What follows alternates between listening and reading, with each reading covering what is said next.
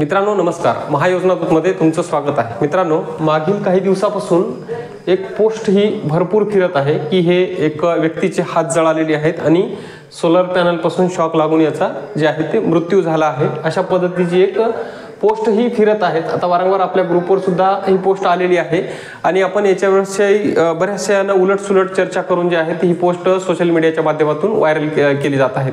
आता यामागचं सत्य जे आहे ते आपण आजच्या व्हिडिओमध्ये जाणून घेणार आहोत। खरंच तुमच्याकडे लागलेले सोलर प्लांट जे आहेत ते धोकादायक आहेत का? सोलर प्लांटला हे खरंच तुमची पुसतानी किंवा त्याला हाताळताना तुम्हाला याचे असे धोके होऊ शकतात का? होऊ शकतात तर नेमके कोणत्या पॅनल पासून होऊ शकतात, कोणत्या प्लांट पासून होऊ शकतात, हे डिटेल आजच्या या व्हिडिओमध्ये आपण जाणून घेणार आहोत। मित्रांनो व्हिडिओ हा शेवटपर्यंत पहा आणि महायोजना दूतवर जर नवीन असाल तर चॅनलला सबस्क्राइब करा। बघा आपल्याकडे जे लागलेले सोलर प्लांट आहेत, आता भरपूर शेतकऱ्याचं म्हणणं असतं की बाबा ह्या सोलार पासून डीसी करंट हा जनरेट होतो, त्यामुळे जे आहे ते शॉक वगैरे लागण्याची याच्यामधून भीती नसते। तर सरळ सरळ ही चुकीचं आहे।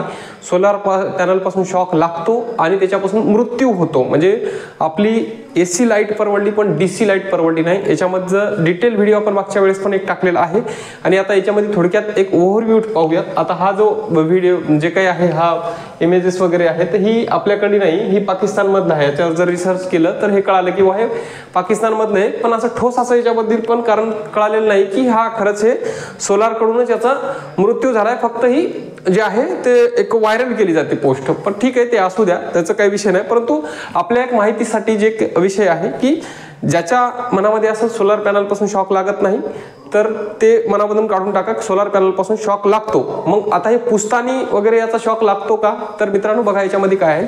सगळ्यात पहिले ज्या शेतकरी बांधवांच्या प्लेटला ब्रेक झाल्यात, क्रॅक पडलेत, प्लेट तुटल्यात, प्लेटला अशा पद्धतीचे काही क्रॅक झालेले आहेत, तर त्या शेतकरी बांधवांनी त्वरित त्या प्लेट बदलून घेणे किंवा तुमचं जे काही संबंधित कंपनी आहे त्याच्याशी तुम्ही संपर्क करून या प्लेट बद्दल हे इमिडिएटली तात्काळ ह्या बदलून घेणे, कारण ह्या प्लेट सगळ्यात धोकादायक आहेत।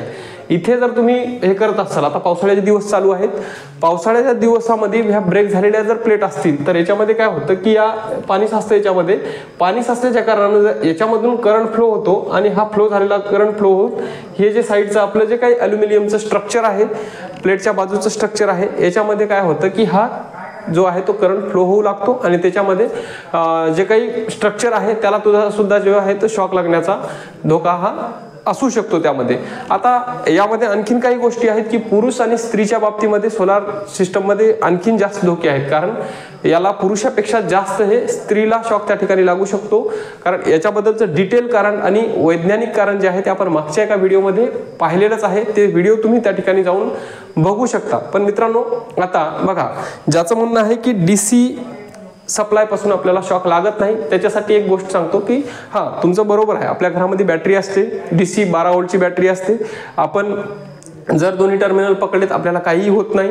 त्यानंतर सोलार पॅनल पासून जर एक पॅनल जर आहे तर जवळपास 50 व्होल्ट जनरेट करतो, त्याचे जर टर्मिनल आपण दोन्ही एका पॅनलचे जर पकडले तर आपल्याला काहीही होत नाही। पण मित्रांनो बघा, एक म्हणजे इलेक्ट्रॉनिक क्षेत्रामध्ये एक असं असतं की जसं व्होल्टेज वाढत जाईल तसं जे आहे ते आपल्याला हे याचा जे करंट आहे त्याचा प्रभाव हा जाणवू लागतो। म्हणजे जवळपास 40 ते 50 व्होल्टच्या दरम्यान जर व्होल्टेज त्या ठिकाणावर असेल, दाब त्या ठिकाणावर असेल, तर आपल्याला कोणत्याही प्रकारचं त्या ठिकाणी शॉक आहे, त्याच्यामध्ये सप्लाय आहे, पॉवर आहे हे जाणवत नाही। परंतु जसं 50 व्होल्टच्या वर जर व्होल्टेज वाढत जाईल तसं काय होतं की आपल्याला थोडंफार प्रमाणात त्या ठिकाणी जाणवू लागतं। एक पॅनल सिरीजमध्ये जोडलं असेल तर तिथं आपल्याला काहीही होणार नाही, 2 पॅनल सिरीजमध्ये जोडलं असेल तर थोडंफार त्या ठिकाणी एक जाणीव होऊ शकते, परंतु 2 पॅनलला सुद्धा काही होत नाही। पण 3 पेक्षा अधिक पॅनल आपण सिरीज मध्ये जोडलेले असतील तर त्यावेळेस आपल्याला निश्चितच त्या ठिकाणाहून धोका होतो आणि मोठा धोका त्या ठिकाणावर होऊ शकतो।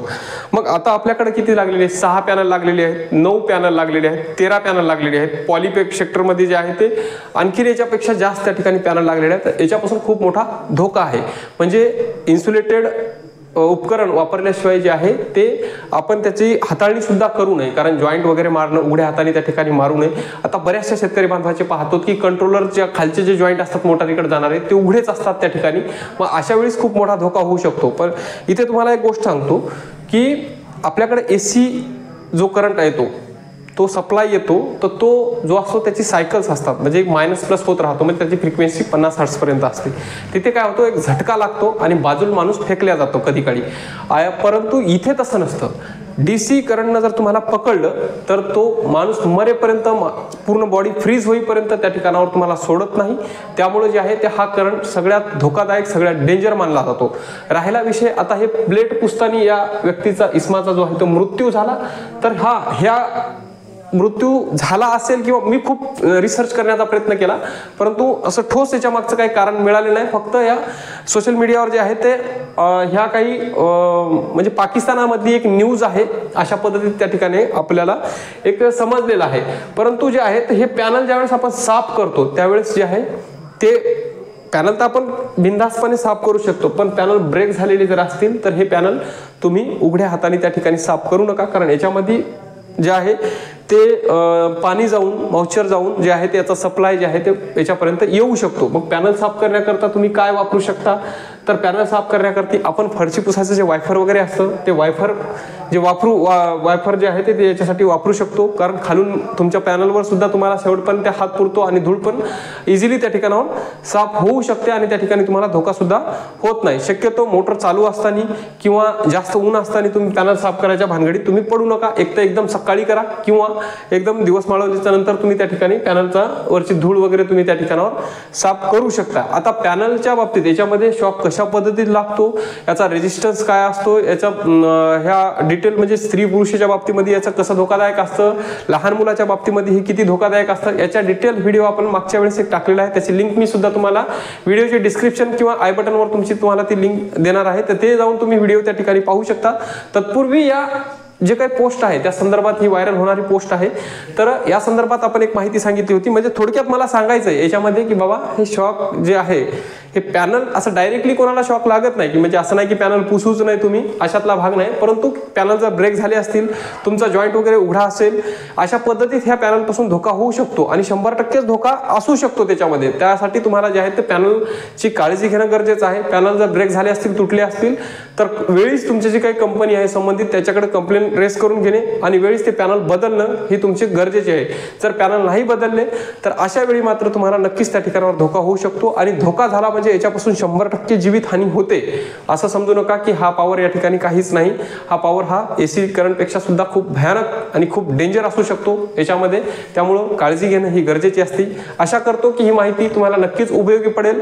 माहिती आवडल्यास व्हिडिओला लाईक करा आणि इतर शेतकरी बांधवांबरोबर व्हिडिओला शेअर करायला विसरू नका. आणि महायोजना दूतवर जर नवीन असाल तर चॅनलला सबस्क्राईब करा. धन्यवाद.